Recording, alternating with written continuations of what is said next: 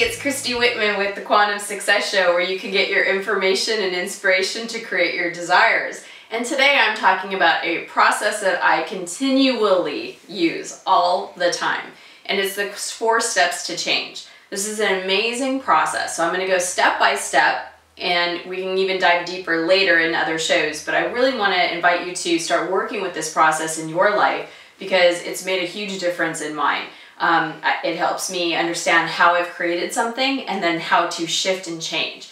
So the very first step in doing any type of change, when in really wanting to attract something different into your life, if you've attracted something you don't want, the first thing you do is you recognize, like fully be honest, fully be aware of the situation, like really, have the consciousness awareness of what's happening. So for example, if you find yourself in debt, right? Be honest, don't hide. Really allow yourself to be honest and real with yourself and say, oh my gosh, this is the amount of debt. Really allow yourself to sit with the current situation as it is. I use this with Maxim, when he was in the hospital years ago. By the way, he's now doing fantastic and great. He's 3 years old and everything. And when I was in the hospital, I was like, okay, I'm recognizing I am sitting in a hospital. I have my 2-month-old son that is actually about to go in for open heart surgery. I'm recognizing the fullness of this situation, right? Or I'm recognizing how I've created, being alone in my life, or I've recognized how I've, gotten to a place where whenever I hit a different level of success, I have people that come out from the woodwork trying to pull me down, right? So I'm going to use one example so I don't get confusing here, but it's like you recognize the fullness of the situation, what's happening in your life. Then step number 2 is acknowledge. And there's 2 parts to this. Acknowledge, part number 1 is who created this. Now, the Cliff Notes version is that you did, because we create our reality. Now, we create it with the universe. It's not just me creating anything. We create with partnership. We create with universal laws. There's a partnership. There's a co-creation with the universe. But we are the ones that created our reality. So I had to sit back in the hospital and go, okay, now this is Maxim's body, so he also created this for his body, but I am the mother of a baby that's sitting there about to have open heart surgery.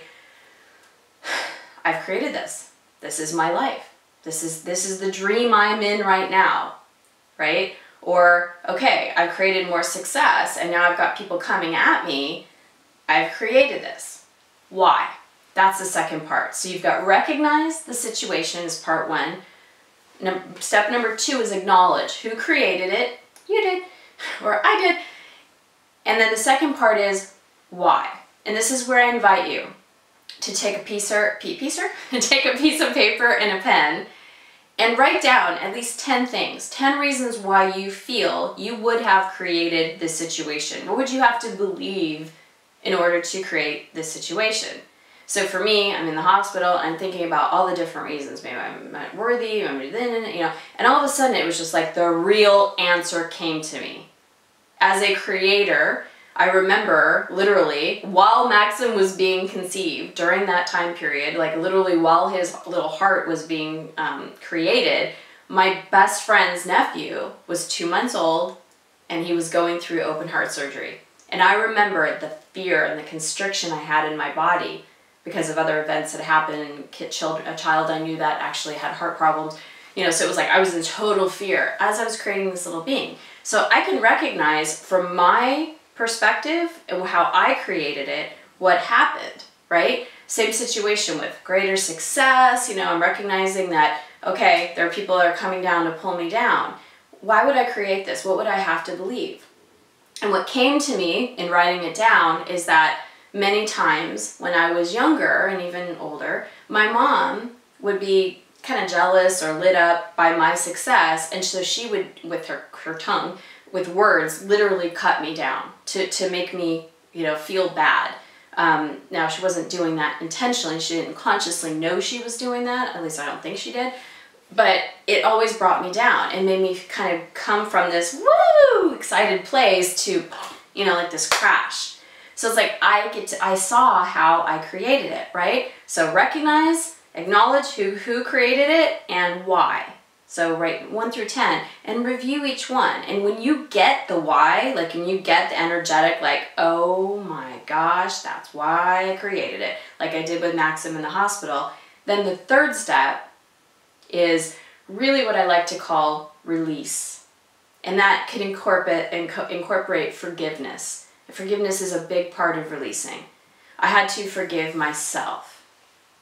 I had to forgive, in the situation, forgive my mom. I had to forgive the people that were trying to pull me down. I had to release the idea that I deserved this or that I had to continue to create this in my life.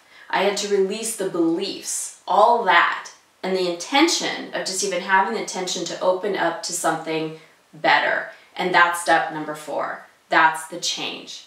That's where you find those pockets of energy in that situation where you have those memories, like for me, and sitting in the hospital and recognizing, oh my gosh, I was in such fear and terror when Dawn's nephew was going through that. And that's when I was able to just release all that energy, just release all that fear, and really find that and release it and do the energetic work so that I can move forward, creating a different situation with Maxim, having a different outcome, and having the vision that I wanted. Same with, people trying to pull me down. It's like energetically, that might still happen, but it's like I don't have to track that or have to even have conscious awareness of it and really step into that feeling of having people celebrate my success, having people that really have an abundant mindset that see that when I succeed, they also too can succeed. So the 4 steps of change are really remarkable. And again, it's all about energy work. So recognize, acknowledge who created it and why, release, and that goes into forgiveness, and then change. Change could even be doing tapping. It could be doing many other different processes that you know. But to make that true lasting change, we have to find those pockets of energy, and the pockets of energy where there might have been that fear, or that might have been that disappointment, or that might have been that hurt or that anger.